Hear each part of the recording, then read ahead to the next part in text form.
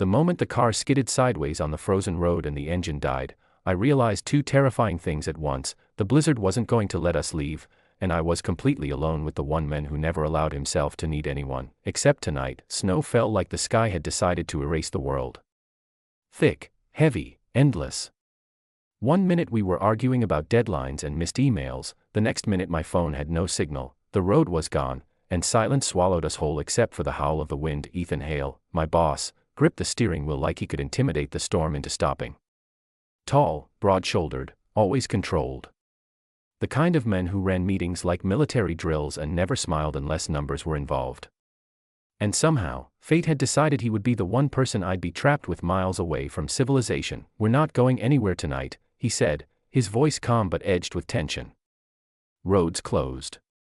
Visibility's gone." I nodded, trying not to panic. The heater was already weakening, and the cold crept in like a living thing.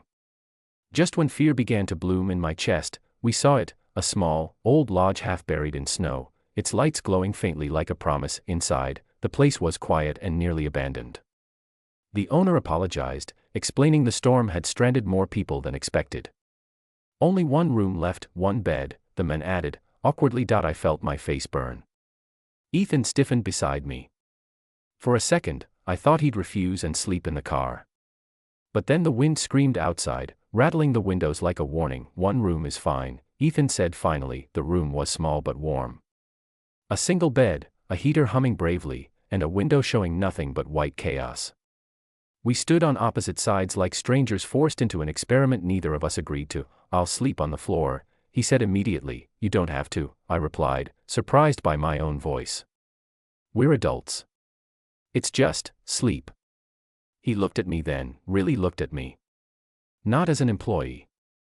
Not as a problem to manage. But as a woman, shivering, tired, human. "All right," he said quietly. As night deepened, the storm worsened. The power flickered once, twice. When it finally went out, the room fell into darkness, lit only by the soft glow of emergency lanterns in the hallway. The cold returned fast. Ethan added blankets, tucking them around us with surprising gentleness.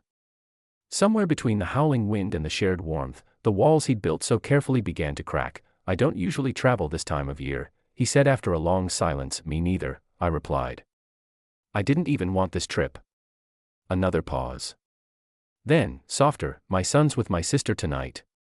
He hates storms." That confession changed everything. This wasn't just my strict, untouchable boss. This was a father, worrying in the dark, unable to protect the one person who mattered most. I turned slightly toward him. "He's probably telling her he's not scared," I said. "Kids do that when they're trying to be brave." Ethan let out a quiet breath, almost a laugh. "That sounds exactly like him." The wind roared louder, forcing us closer under the blankets. His arm brushed mine. Neither of us moved away. As sleep finally pulled at my eyes, one thought stayed with me: this storm didn't just trap us in a room. It trapped us with truths we'd been avoiding, and by morning, nothing would be the same. I woke up to the sound of his breathing, steady, close, real, and in that frozen moment between night and morning, I knew the hardest part wasn't surviving the storm, it was facing what this night had awakened in both of us. The room was still dark, the storm still raging. Sometime in the night, instinct had taken over. We were no longer separated by polite distance.